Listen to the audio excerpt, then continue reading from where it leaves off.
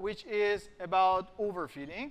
And probably we just start having a quick, we just quickly get the idea of overfitting, and then we discuss the details for on next Tuesday. So tuning hyperparameters. So we talked about this before, that when you have a neural network, of course, when you want to write down your model, you need to specify the hyperparameters. What does that mean? You need to know how many layers you have, what is the width of every layer, so on and so forth. But the point here is that how we can do this, well, we said that we should do it by a genie, right? And then this genie should eventually comes out of the bottle, right? So we want to just find out how we can do the hyperparameter tuning and why we need to do it, right? So one question that you might tell me is that, well, if we have a neural network, we talked about this, that when the neural network is very deep, then this neural network is capable of approximating many functions, right? And then it sounds to you that, OK, it makes sense that if I can afford higher dimension, if I can make deeper neural network, I should eventually go for that. Well, this is correct in the sense that you have a model with huge capacity that can do anything. But this can lead you to a kind of behavior which we call it overfitting, right? So this overfitting could be a kind of issue that stop you from going deeper or making it wider, right? So now in practice, what we do, we always go deep. But then we need to somehow be aware of this overfitting and know some remedy to avoid that happening with a deep neural network. So it doesn't mean that we are going to stop having a deep neural network. No, we're going to have a deep neural network. But when you put it very deep and you just simply train it, then you can simply observe overfitting, OK? So now, what is overfitting? Let's start with a super classic, simple example. This is going to make everything very clear. So let's say I have a polynomial function. OK, this is the polynomial function, y equal by x2 plus 3x plus 3, right? So a polynomial function order 2. And this guy is a machine, right? Is a box. X goes in, y comes out, right? And you don't know what is inside the box. Just some people told you this is a polynomial, right? What you want to do, you want to look at this guy, at this box. You just take some samples from the box. And out of that, you understand what is the function inside, right? You want to learn that function from data. Classic problem. OK. Now, if you want to do that, basically, you need to have the three major things. So data, model, and loss, you need to just specify them. Let's start with the data, right?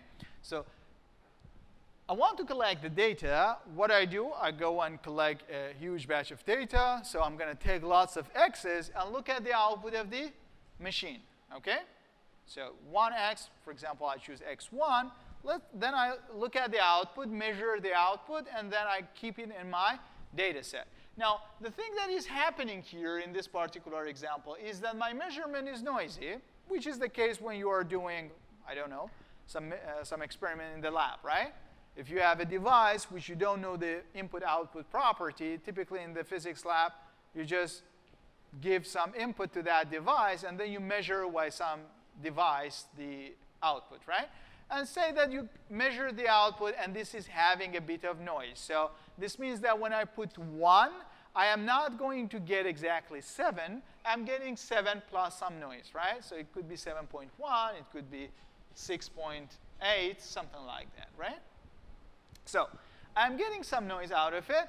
And that's what it is. I can do nothing about that. So this is the label that I am collecting. Now I'm going to build my data set in this form, right? And I am aware that this measurement is noisy. I do know that. So I'm not relying on the fact that this V is exactly the output, OK? I do know that there is a bit of noise there. But I have collected lots of inputs and their corresponding measured outputs, right? So this is the data set that I have.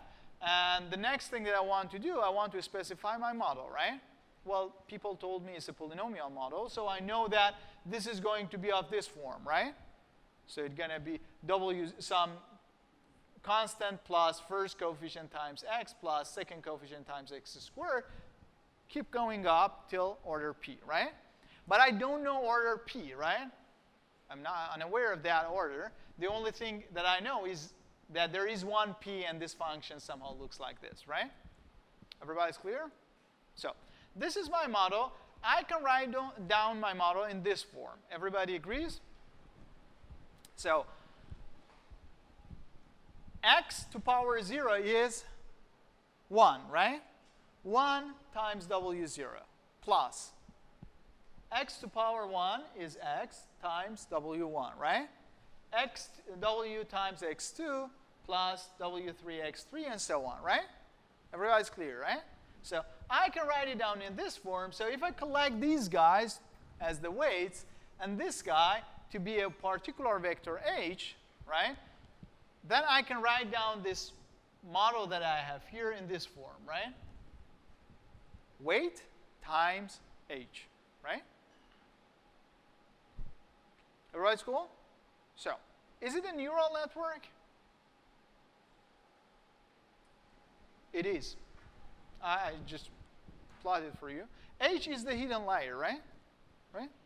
So this is a dummy neural network, right? So I built these dummy neurons. So the first one is activated by getting the input, taking to power 0, right?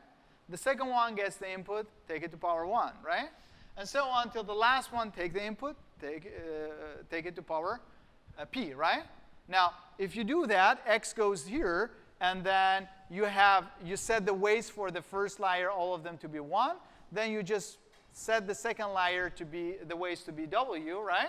Then those w's get multiplied to the output of those neurons and added up, and you don't do any activation. It's a linear activation here. Then at the output you have the polynomial, right? So it's again a neural network. I mean, this is why we are always happy with neural network, because you can pretty much write down anything eventually in form of a neural network, right? And then you write down this guy in this form, and then you end up having your output. So this is your model, right? Now, in this model, what is the hyperparameter? P, right? P is the hyperparameter, right? I need to know what is P, what is the width of this hidden layer, to write down my model, right? Now, say that I specify P, I know P, then everything is fixed. What are the learnable parameters? The weights, right? So W0 to WP, these are the weights that I need to learn, right? I want to find them out, and I want to find them out of the data I have. Everybody's cool? Questions? OK, so now the hyperparameter in this network is P. The learnable parameters are the weights. And last thing is about loss. So I need to just look at the output, compare it to the measurement I have collected. And what is your suggestion for this one? What do you do? Any suggestion for the loss function? MSE, the square norm, right? Because this is a real number, right? It's a regression problem. So this is eventually a regression problem because the labels are real values, right? They are not classes. Like V that you collect and Y you see out of your model, they are not classes, right? Could be any real number. So a classical choice is to just look at Y, subtract it from the true label, square it. This is the power of the error, right? And you try to minimize that guy, right? Everybody's cool? OK, so this is going to be your loss. Now, you start doing the training. So what's going to be the training? You have your data set. You split training data set, testing data set. The training data set, you can go over it using mini batches, right? But in this problem, it's too simple, right? Maybe you don't do mini batches. You can do full batch training. But eventually, you use a gradient-based approach or gradient descent to train this one. And once we have finished, then you have your weights calculated, right? So you have your model trained. This means that you have your weights W0 to WP, all of them specified, right? So you have them. Now what you want to do, you want to test your model. You want to make sure that this is the right thing. So you're going to take the test set, right? And then you try to give the inputs, those x's to this model, look at the output, and compare it to the label you have inside your test set, right? So this is what you're going to do. So you are going to test your model. And once you do that, you're going to get a particular error, right? Now, what I want to do here, I want to show you for this very dummy case, for exactly the same example we had. So the example we had was x2 plus 3x plus 3, right? That was the function. Epsilon, I just put it a very tiny Gaussian noise. I do everything. And then I want to show you the result for different choices of p. So once I put p to be 0, next time I put p to be 1, next time I put p to be 2, and so on till p equal by 5. So I choose 6 different hyperparameters. For each of them, I train my model, and I test it, okay? And I show the test loss. Everybody's clear? So if you do that, this is going to be your test loss. So now, when this is 0, what does it mean with polynomial 0? Is a constant, right? So I'm just finding the best constant that is approximating my function, right? If I put it 1, then this is a line, right? When I put it 2, this is a quadratic function, right? If it is 3, is a cubic function, you keep on going, right? Everybody's cool, right? Now, I am increasing the hyperparameter. I am just increasing the width of my neural network. This is dropping, but then after 2 is going to start going up, right? This is not what we expected, right? Because we expect that we have more hyperparameter, more weights, more complicated model. This is going to work better, right? We expected this one, right? But yes. Sorry? If we set p equal to 0, right? Is this still a neural network? This is still a neural network. This is eventually the simplest one. X goes to this one, and then you get a weight, and that's it, right? Oh, setting p equal to 0 not mean like the width is 0. It's like No. Yeah, width is 1. Sorry, it's p plus 1 eventually. Right. OK, so that's it, right? So what do you see? You see that your test risk is dropping exactly at p equal by 2. What is 2? 2 is actually the true value of the, or the true order of the polynomial you sampled from, right? So your machine was order 2, was a quadratic polynomial. But, well, you didn't have the exact sample. So as we start passing p equal by 2, the thing that is happening here is what we call it overfitting. Because what is happening here is that your model starts to see noisy cases, right? Noisy samples. And then it has access to a more complicated model, right? The model is, now say, p equal by 3 is cubic, right? And a cubic function can better fit to those noisy samples than a quadratic function, right? Because it has more degrees of freedom, right? So that is fine. This means that you are getting less training risk, training error when you are training the model. But eventually, this is going to take your model somewhere else, right? When you are testing, when you are giving it new data, it's giving you nonsense estimates, right?